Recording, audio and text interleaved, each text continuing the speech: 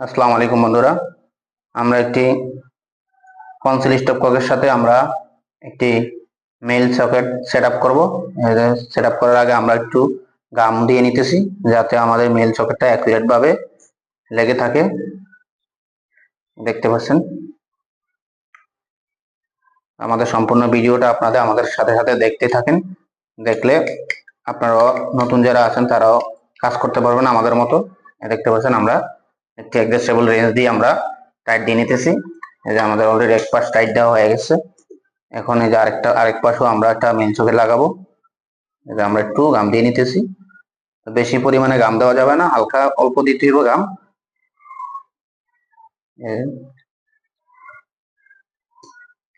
দেখতে এই যে অলরেডি আমাদের এই যে দোনোটাই লাগানো শেষ।